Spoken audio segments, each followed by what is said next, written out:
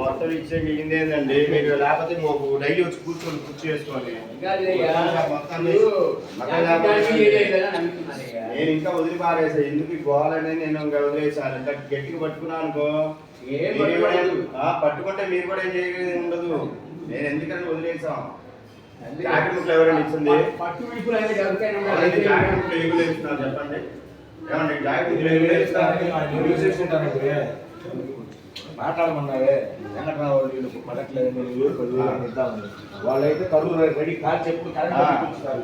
నువ్వు వంగనే water daily 3 రోజులు